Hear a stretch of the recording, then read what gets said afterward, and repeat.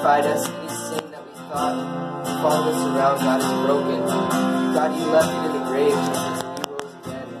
So God, I pray that right now as we're singing, remember what you've done for us, God, and I pray that as you change any factors, if we came with any of those chains, God, we would choose to leave them in the grave as well, God. As we proclaim your name, Father, you have victory over death, you have victory over sin, Jesus. So we take full advantage of that tonight. You split the sea so I could walk right through it. My fears are drowned in perfect love. You rescued me so I could stand and see that I am a child of God.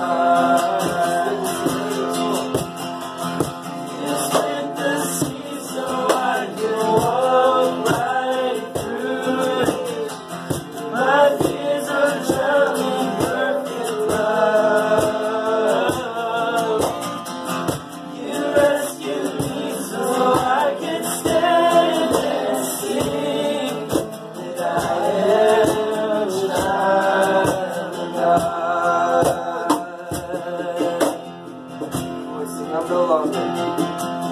I'm no longer a slave to fear. I am a child of God. I'm no longer a slave to fear. Oh, I am a child of God. I'm no longer a slave to fear. Oh, no. I am a child of God. I'm no longer a slave to fear.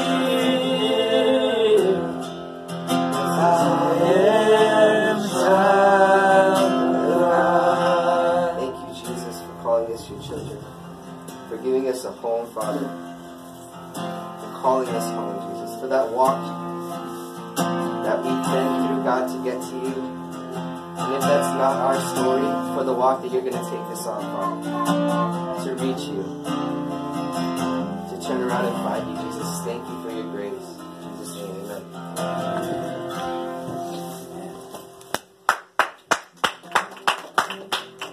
Guys, how's it going, everybody? How you guys doing this Monday night? President's Day. Happy President's Day. Who went to work today? Nice. Okay, you guys can be turning to Hosea chapter 5. We're going to read chapter 5 and 6 tonight. 6 is shorter. We got 11 verses. So we're going to read it, and then we'll go back and kind of just see where the Lord leads us tonight. We'll have our usual kind of like 15-ish minute Bible study, and then we'll go into our like small groups discussion. The topic tonight is loyalty. So let's read chapter 5, verse 1. Hear this, O priests. Take heed, O house of Israel. Give ear, O house of the king. For yours is the judgment, because you have been a snare to Mizpah and a net spread on Tabor. The revolters are deeply involved in slaughter, though I rebuke them all. I know Ephraim, and Israel is not hidden from me. For now, O Ephraim, you commit harlotry. Israel is defiled. They do not direct their deeds toward turning to their God, for the spirit of harlotry is in their midst. And they do not know the Lord. The pride of Israel testifies to his face. Therefore Israel and Ephraim stumble in their iniquity. Judah also stumbles with them. With their flocks and herds they shall go to seek the Lord, but they will not find him. He has withdrawn himself from them. They have dealt treacherously with the Lord, for they have begotten pagan children. Now a new moon shall devour them and their heritage. Blow the ram's horn in Gibeah, the trumpet in Ramah. Cry out at Beth-aven. Look behind you, O Benjamin. Ephraim shall be desolate. in the day of rebuke, among the tribes of Israel, I make known what is sure. The princes of Judah are like those who remove a landmark. I will pour out my wrath on them like water. Ephraim is oppressed and broken in judgment because he willingly walked by human precept. Therefore I will be to Ephraim like a moth, and to the house of Judah like rottenness. Ephraim saw his sickness, and Judah saw his wound. Then Ephraim went to Assyria and sent to King Jareb, yet he cannot cure you, nor heal you of your wound. For I will be like a lion to Ephraim, and like a young lion to the house of Judah. I, even I, will tear them and go away. I will take them away, and no one shall rescue. I will return again to my place till they acknowledge their offense. Then they will seek my face in their affliction. They will earnestly seek me. Let's pray.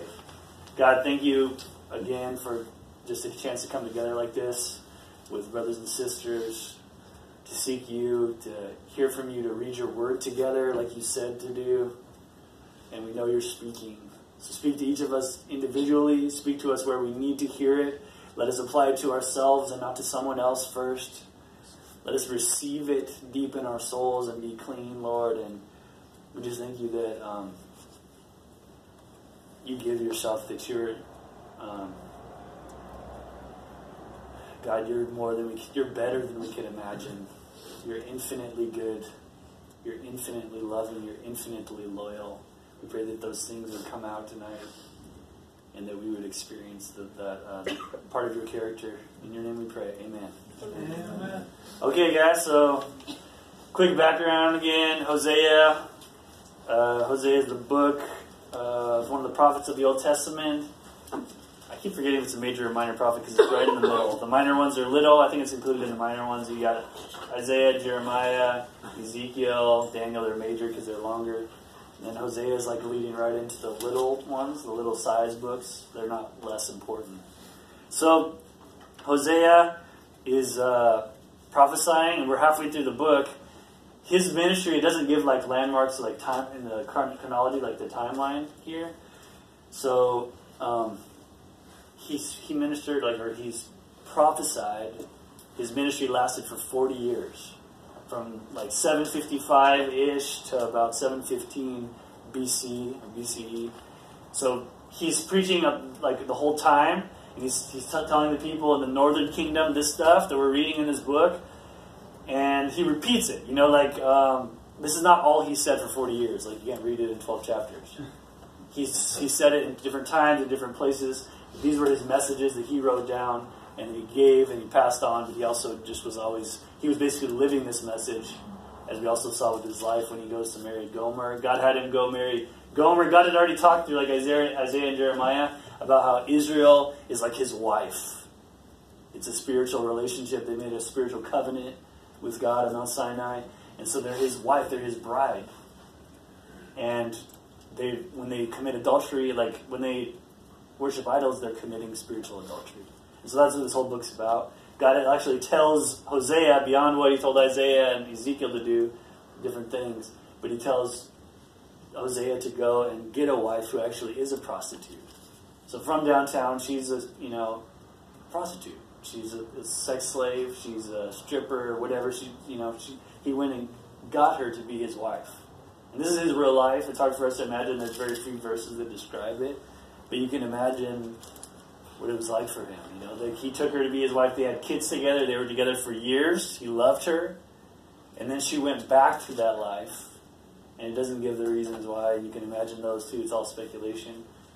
But maybe it was money. Maybe it was the money. I know a lot of people, it's really hard to quit that life. We talked about, I've known people who, they try to get other jobs and to get out of like stripping or to get out of, prostitution, but they make more money faster. They don't know how to do other things. They don't have other skills. And so they just go back to it. Maybe they were poor. He's a prophet. A lot of times they would be poor at this time. And especially when you're hated in the northern kingdom, which is on its way down. And you're telling everyone like stuff they don't want to hear. So she goes back, and then in chapter 3, he goes back, and God tells her, go get her and take her again. Forgive her, love her and like receive her back to yourself? And he said, because that's what I'm like. And so that's our life basically. If you're a Christian, like we sin. I'm a sinner, you're a sinner. We're going to be sinners till we die. It doesn't mean we settle for sin. It doesn't mean we allow it in our life when we know it. If we have known sin, we have to get rid of it. We have sin that we don't even know because we're ignorant and because we're foolish and we're blind. Sin blinds us. Our hearts are deceptive. We're dealing with a lot of things. But he's after us. Relentlessly, we have kind of the theme. Oh yeah, I didn't explain this. You're like, why isn't Jeff missing the slides tonight? You know, he's usually like off anyways. Anyways, I was going to have Jen do it tonight so it wouldn't be off. And then right as we were about to start the service, the bulb died. It just, I've never had that happen on this. It's just like died. Sorry, guys. You guys knew the song. Danny picks good songs that we already know. So anyway, we have one more song at the end, but we don't have any slides. It's brand new. Yeah. I also had a really cool slider about that said loyal on it. It was really cool, and I worked like 15 minutes on it, and it's gone. It's like not even there. It was only for tonight. And my message is titled Loyal, and it was a cool slide. Just imagine it. It actually had Hosea. It was something I ripped off the internet. It had Hosea holding this woman, who was Gomer, carrying her back, like, to his house out of, like, from the city, back in the day, like, going to get her when he bought her back from slavery. He bought her back from sex slavery or prostitution or however it worked out. There's different opinions. But she was in it, and he went and got her again. Brought her back to the kids. Where's Mom? He went and got her and brought her home. And that's us. The Lord comes and gets us over and over. The kids comes and gets me. I commit spiritual adultery. And it sucks. And it's sin. And I regret it. But it's maybe like Gomer, you feel it too.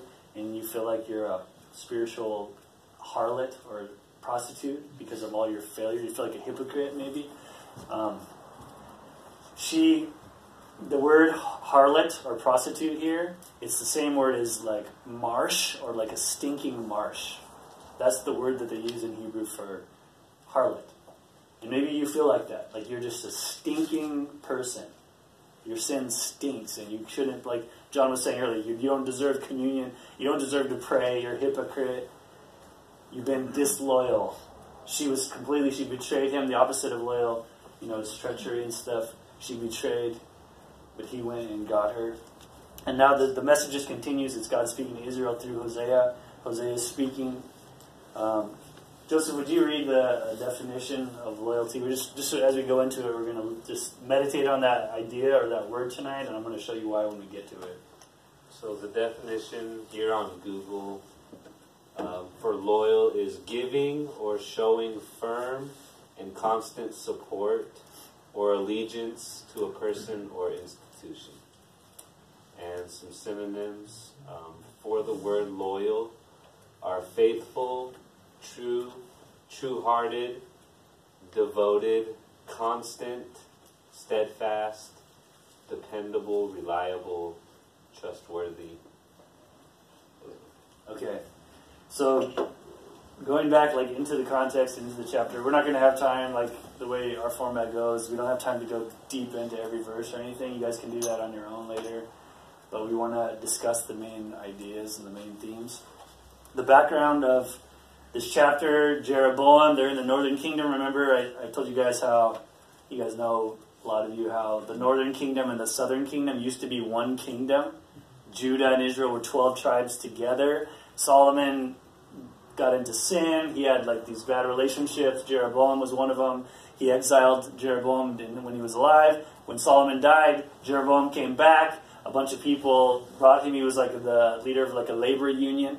They came to petition Solomon's son Rehoboam to give them basically better conditions. Rehoboam got counsel. He got foolish counsel, even though the book of Proverbs is written to him from Solomon about wisdom. He chose to reject the wiser, older counsel and receive the counsel of younger peers, his buddies growing up. And they said, just lay it on him. Don't let him give you that. And so he's like, my dad, was hard on you. I'm going to be way harder. And then they rebelled. 10 tribes went with Jeroboam, and they were all the northern area. Like they possessed the northern area. So then they became the northern kingdom. The southern kingdom was only 2 tribes. Judah, which was the biggest tribe, it was David's tribe, stayed loyal to the line of David, and then also Benjamin, which was Saul's line. So there's a division there. Now you have 2 separate histories. I told you, in the southern kingdom had, out of 20 kings between there and exile, because they end up, getting judged by God and taken out by Babylon, they had 8 kings that were good out of 20. The northern kingdom lasted a shorter time. They had the same amount of kings, 20. Out of 20, there were 0 good. None of them followed God. And this is why. Because Jeroboam, when he went, the northern kingdom did not include the temple, which was in Jerusalem. So they didn't have a temple, and even though they're Jews and they're told to worship only God, and they had to worship God through the temple at the time and keep the law of Moses, like the sacrifices there, the priests, the Levites were there. So Jeroboam had to think of another plan, or else these people were going to eventually go back down and be drawn back into be part of Judah. And so he said, okay, all this stuff is written in Kings and Chronicles, but he basically set up 2 calves. He's like, it's too hard, it's inconvenient to go all the way down there. We have an Uber, it's going to bring the worship up here. You just call it in, it's close to your house. Yep. Basically, it's for convenience. He convinced them to worship idols. And there was a history of worshiping the calf all the way back to Mount Sinai. But they worshipped calves that were set up in Dan and Bethel. And he even set up priests. He put priests to lead in that. So as you read about priests in Hosea, these are priests that are not from the tribe of Levi. They're just randomly picked. And they're acting as priests between the people and what they're calling God, which was just an idol at the time. So that's the priests of the northern kingdom. They weren't actual Levites. So in verse 1, hear this, O priest, take heed, O house of Israel, give ear, O house of the king, for yours is the judgment. Because you have been a snare to Mizpah, a net spread on Tabor. The priests were just deceiving the people for money. Imagine being offered that job, hey, we want you to be a priest to this idol. This is just what we're doing. You have to make that decision. Okay, cool. How much does it pay? Well, this much. And then later you see these guys are actually nasty guys, because they were actually stealing from people. They were actually murdering people. They had the priests. So God speaks to them. He also speaks to the leaders in the house of Israel. And they're trapped. They're snared. They're ruining these people's lives because they're ruining their relationship with God. In a country, the spiritual leaders are responsible for the health of the nation. If my people, like it says in Chronicles, if my people will call by my name, will humble themselves and pray and turn from their wicked ways, it starts with us. It starts with the church. It starts with the people, the spiritual leaders. And these guys were bad. You guys can see in verse 11, because he willingly walked by human precept. Ephraim is another, it's a large tribe in the north, so he would call all the north Ephraim. They've walked by human precept. They did just what Jeroboam thought was a good idea, even though it was not in the Word of God. And this is actually going to take us back to 2 weeks ago, chapter 4, verse 6. My people are destroyed for lack of knowledge. Because you have rejected knowledge, I also will reject you from being priests for me. Because you have forgotten the law of your God, I also will forget your children. The whole nation was also, in a way, like a priest. Because he called them there like a kingdom of priests. Because you're here to basically bring people to God. It's what is fulfilled in us, too, as a church today. Actually, it's fulfilled in us. And he's like, I reject you now because you're rejecting my word. You're rejecting me. My people are destroyed for lack of knowledge. And that was our subject 2 weeks ago. But this is about experiential knowledge. It's about the knowledge of his word. Like Joseph brought out really good to us in the guys group. I'm sure Brittany did and the girls. But they just were rejecting what God said. They didn't care about it. And that was their problem. Period. we're just like, okay, we'll do whatever somebody else says. So what are you living by in your life? Are you living by human wisdom, human precept, or God? Because it's really dangerous to live by human precept. It is good that we go and we seek God's wisdom. We can't, just because you use a Bible verse doesn't mean you're actually like understanding it or honoring it. We have to come to it with humility. We have to search the scriptures daily.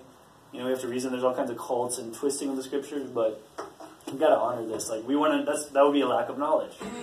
We want to study to show ourselves approved to God. Workmen don't need to be ashamed.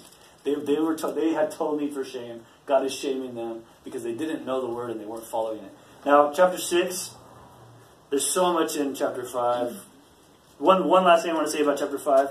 This story at the end, for I will be like a lion. They were sick, but they went for human help. They actually went to Assyria, who is going to end up being the ones who sack them and destroy them and scatter them and put hooks in their face and drag them back to Assyria. But God says, like, He cannot cure you, nor can He heal your wound, because I'm going to hurt you. I'm a lion. I'm against you. I don't know if you guys, how many Narnia fans we have in here. Narnia books. Not necessarily the movies. But Horse and His Boy. You read Horse and His Boy? Anyone? Okay, there's a part on Horse and His Boy.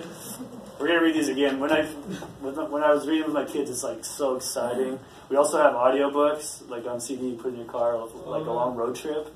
Focus on the Family does one. It's like dramatized. So good. Anyways, Narnia. There's a part where the kids are running, and Horse and His Boy are running away from these lions that have been stalking them. There was 2 lions, and there's 1 lion. This just reminded me of it. And I didn't remember the whole story, so I went back and looked a little bit today. And I actually looked it up online. There was a question like, why did the lion hurt the girl? And the lion, sorry, I didn't put you on the spot. A lion comes and actually chases them. They're about to get in the gate. The lions have been chasing them. And then right as they're about to go in this gate, he like slashes this girl's back. They were like a little 13-year-old girl. I forget her name. And then the boy's name was Shasta. Anyway.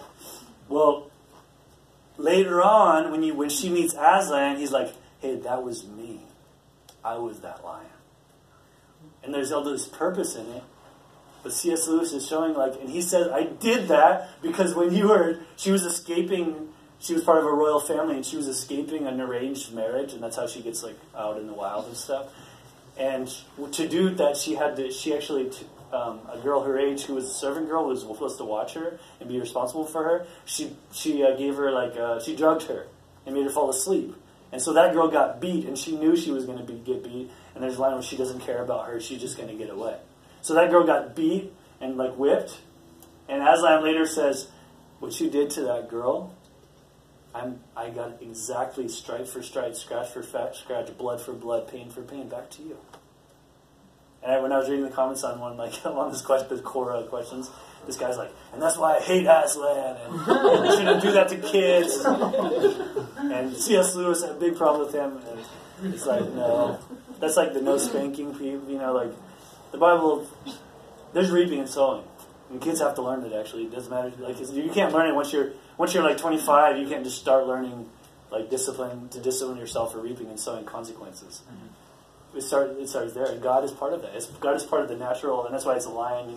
It's part of the natural process of reaping and sowing, and that's what they're going through. And He's putting them through it. He's keeping them in it because He loves them, because He's trying to direct them. He loved her. He wanted her to learn. He wants her to come back and to change, and not to continue to ruin her life with bad character.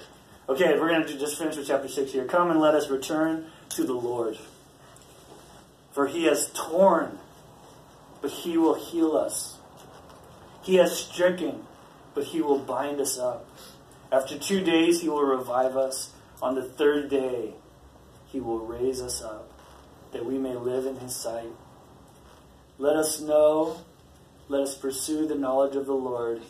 His going forth is established as the morning. He will come to us like the rain, like the latter and former rain to the earth. O Ephraim, what shall I do to you? O Judah, what shall I do to you?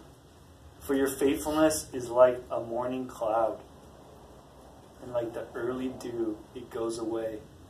Therefore I have hewn them by the prophets, I have slain them by the words of my mouth. And your judgments are like light that goes forth. For I desire mercy and not sacrifice, and the knowledge of God more than burnt offerings. But like men, they transgressed the covenant.